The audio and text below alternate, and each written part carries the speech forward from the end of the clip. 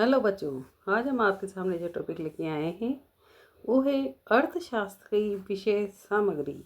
यानी कि जो अर्थशास्त्र है, जो इकोनॉमी है, जो अर्थ यानी कि धन को उपार्जन करने का तरीका है या धन का लेन देन होता है, वो किस प्रकार से कहाँ कहाँ किस प्रकार होता है। ठीक है। नंबर 1, उत्पादन। किसी वस्तु का उत्पादन। ठीक है। दूसरा है उसका उपभोग, यानी कि उसको यूज़ में, उत्पादन वस्तु को उपयोग में लेने वाला। विनिमय, यानी उसका लेन देन, धन के आधार पर कितने की वो वस्तु थी और कितना विनिमय होने पर वो प्राप्त हुई। वितरण, डिस्ट्रीब्यूशन, कहाँ कहाँ तक पहुँची। राजस्व, राजस्व होता है कितनी ज़मीन उसमें काम में ली। ठीक है। तो इन सब शब्दों से जो 5 शब्द है, उत्पादन, उपभोग, विनिमय, वितरण और राजस्व, इन सब के बारे में हम आपको अभी समझाएंगे। तो सबसे पहले हम शब्द ले रहे हैं उपभोग। किसी वस्तु की उपयोगिता को कम करना या समाप्त करना उपभोग कहलाता है। ठीक है। जिसे हमें भूख लगी तो हमने क्या किया, खाना खाया। जब पहली रोटी हम खा रहे थे तब हमें स्वाद का ज्ञान नहीं होता है, क्योंकि भूख बहुत तेज लगी होती है। ठीक है। लेकिन जब खाते खाते 3 या 4 रोटी तक हम पहुंच जाएंगे तो हमें उस वस्तु का स्वाद आने लग जाता है कि हम, अरे इसमें तो नमक ज़्यादा है, इसमें मिर्ची ये है, या ये रोटी मोटी है या पतली है, इस तरह का ज्ञान होने लग जाता है। यानी कि शुरू में तो उसकी उपयोगिता बहुत ज़्यादा थी, क्योंकि हमें भूख बहुत तेज़ लग रही थी। फिर जैसे जैसे हम बाद 2-4 रोटी बाद तक खाते हैं तब तक उसकी उपयोगिता हमारे लिए कम हो जाती है, क्योंकि हमारा पेट भरने लग जाता है। ठीक है। तो वस्तु की उपयोगिता को कम करना, जो जो वस्तु हमारे लिए उपयोगी है उसको कम करना है, समाप्त करना, उपभोग कहलाता है। उपभोग का मतलब होता है काम में लेना, यूज़ कर लेना। ठीक है। उपयोगिता होती है जब तक वो वस्तु हमारे पास नहीं होती तब तक हम उसकी उपयोगिता समझते हैं, काश ये चीज़ें हमारे पास होती तो हम ऐसा कर लेते हैं। ठीक है। दूसरा शब्द है इसमें उपयोगिता, इससे भी परिचय करा देते हैं। किसी वस्तु का वह गुण जो व्यक्ति की आवश्यकता को संतुष्ट करता है। एक बच्चे को पढ़ाई के लिए लैपटॉप की आवश्यकता थी। उसने जिद की पेरेंट्स से, मुझे लैपटॉप चाहिए, मुझे लैपटॉप चाहिए। वो बहुत दिनों तक जिद करता रहा। पेरेंट्स बोले, बेटा घर पे छोटी मोबाइल्स हैं, इनसे पढ़ लो। नहीं, मुझे लैपटॉप ही चाहिए। जैसे ही उसकी लैपटॉप की आवश्यकता पूर्ण हुई तो उसकी उपयोगिता उसने की, काम में लिया। उपयोगिता एक मानसिक धारणा है जो उपभोग के पूर्व की स्थिति है।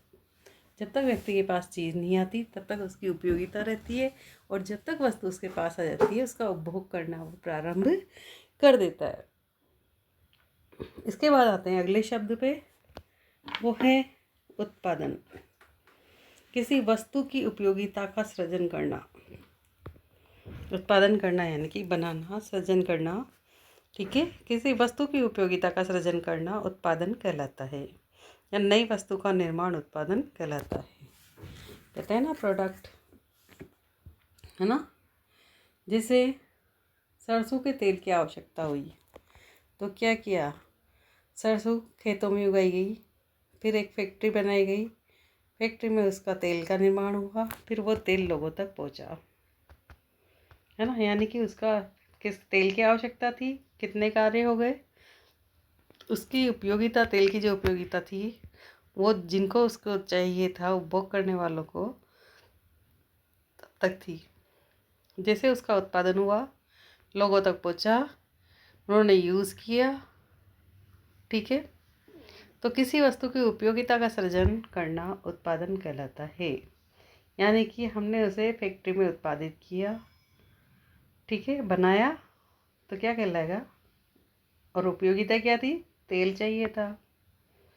किया क्या, सरसों के खेत में सरसों उगा के उससे तेल बनाया। ठीक है। या नई वस्तु का निर्माण उत्पादन कहलाता है। उत्पादन के साधन। उत्पादन के साधन निम्न 5 हैं। ठीक है। सबसे पहला है भूमि। उसके प्रतिफल में हम क्या करते हैं, लगान भरते हैं। धनात्मक है, स्थिर है, क्योंकि भूमि की रेट हमेशा, ज़मीन की कीमत हमेशा बढ़ती है, तो धनात्मक है और स्थिर पूंजी है ना। स्थिर है, चलनी है, जब हम बेचेंगे तभी उसकी कीमत हमें मिल जाएगी। तो भूमि क्या है, लगान, धनात्मक, स्थिर। दूसरा है पूंजी। तो पूंजी ब्याज पे लगा दी, हमें उसका ब्याज मिल जाएगा, तो ये भी धनात्मक हुआ। ये परिवर्तनशील और गतिशील होती है पूंजी। तीसरा नंबर पे आता है श्रम, मजदूरी, धनात्मक, सर्वाधिक गतिशील। श्रम यानी कि मजदूरी, किसी व्यक्ति ने श्रम किया, मजदूरी की, पैसा प्राप्त किया, उसको कहाँ लगाया, वो सर्वाधिक गतिशील, क्योंकि उसने तुरंत उसे खर्च कर लिया। इधर मजदूरी मिली, इधर उसने खर्च कर लिया, तो सर्वाधिक गतिशील। चौथे नंबर पे आता है साहस, लाभ हानि। जब कोई साहस यानी कि कोई बिजनेस करने की कोई ठानता है तो क्या होता है, साहस कहलाता है। क्योंकि जब तक वो इसमें लगा रहता है कि मेरा कितना परसेंट लाभ होगा, कितना परसेंट हानि होगी। तो साहस क्या होता है, किसी ने नया बिजनेस खोला तो वो एक रिस्क ली, है ना। उसमें लाभ भी हो सकता है, उसमें हानि भी हो सकती है।